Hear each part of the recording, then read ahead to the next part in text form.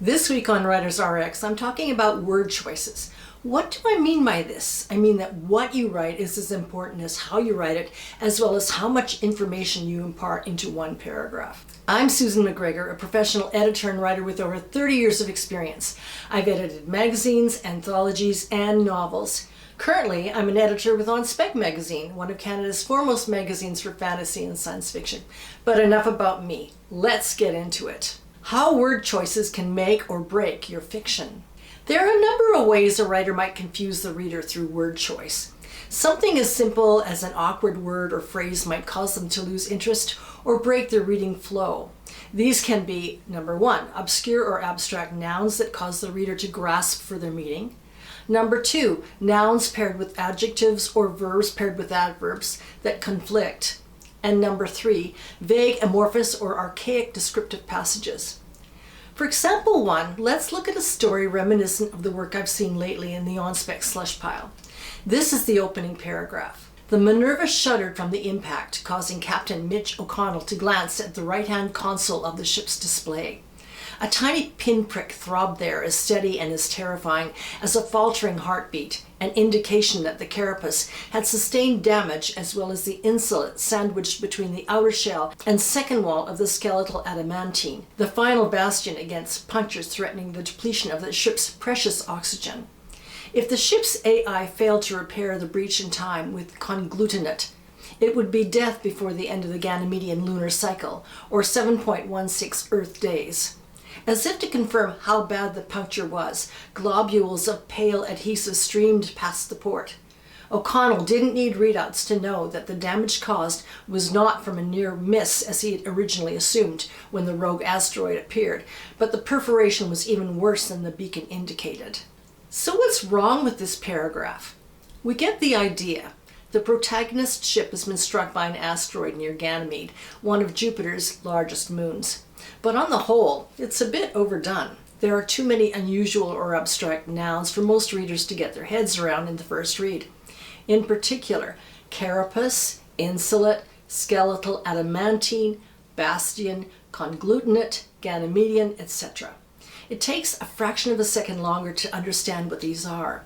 If a reader has to think about their meaning, the flow of the story is disrupted. How do we fix these?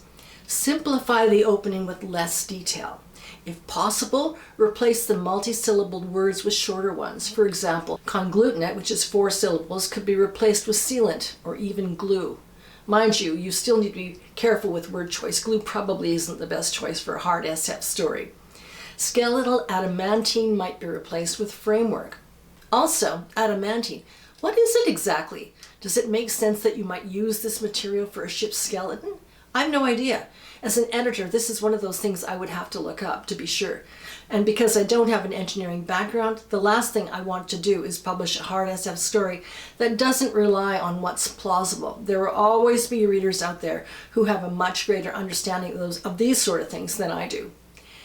Getting back to our example, the second sentence is also a run-on one. Let's take a look at it again. A tiny pinprick throbbed there, as steady and as terrifying as a faltering heartbeat, an indication that the carapace had sustained damage, as well as the insulet sandwiched between blah blah blah and so on.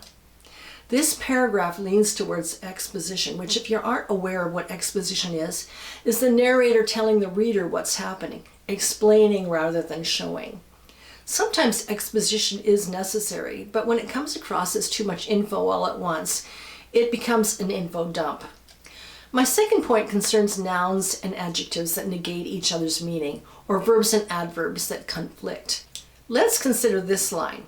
A tiny pinprick throbbed there, as steady and as terrifying as a faltering heartbeat. You can't have steady and faltering both describing the pinprick in the same sentence. Steady and faltering have opposing meanings. Do pinpricks throb? I'd call it what it is here, a tiny LED counting down the life of the ship, or something along those lines. I've run across other descriptive bits in other stories that negate each other's meaning. For example, a soundless wail. She shivered imperceptibly. He strolled aimlessly. Okay, a wail is not soundless. A shiver isn't imperceptible. If you're striding somewhere, you're usually not aimless, but have places to go, people to see. Each of these descriptions, where adjectives contradict nouns or where verbs are nullified by their adverbs, just don't work. Therefore, be mindful of what you put together. Finally, the other problem with this opening is what's missing, what isn't there. I've talked about this at length in 2 of my other videos on writing strong dialogue and internal dialogue. In our example, we have little in the way of emotional or intellectual reaction from Captain Mitch O'Connell. We're told the throbbing LED light is terrifying, but it's the narrator who tells us this. It would be better if we were shown O'Connell's fear, the twisting of his gut, the frisson of panic running up his spine, making his head spin, the graying of his vision before it sharpens into focus and forces him to deal with his danger, his guilt maybe, his misjudging the distance between the ship and the asteroid. All of these emotions and thoughts should be shown to the reader as O'Connell experiences them. An opening such as this would work much better than the reader being told that the LED light is terrifying. Let's take a look at another example from my book, The ABCs of How Not to Write Speculative Fiction.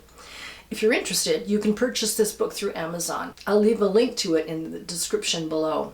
This example is from a fantasy short story. Remnant skitterings, or intentional alluromancy, we knew not which, yet the detail of the leavings seemed curious with intention, making us suspect the latter. Okay, what the heck is that all about?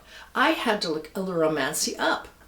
In the story, 2 demon hunters are considering strange footprints left in the flour dusting the floor of a mill. Alluromancy is a type of divination that uses flour.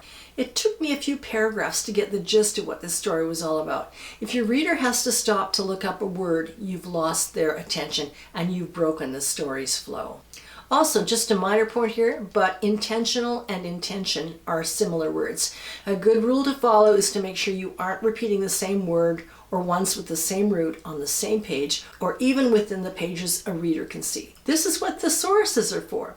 Of course, this rule doesn't apply to said or replied in dialogue tags. I'm just putting that out there. In conclusion, the word choice issues you need to watch out for are: number 1, obscure, archaic, or abstract nouns that cause the reader to grasp for their meaning. Number 2, nouns and adjectives or verbs with adverbs that conflict in meaning. Number 3, vague, amorphous, or run-on descriptive passages that turn into info dumps. And number 4, repetitive nouns, verbs, adjectives, or adverbs that appear on the same page. I'm Susan McGregor, and this is Writers RX, where I offer prescriptions for your fiction. If you like this video, please give it a thumbs up and subscribe. Also, feel free to comment. Thanks again for watching. If you like this video, please hit that like button and subscribe. Also, check out my other videos on novel openings, how to write engaging characters, strong plots, and much more.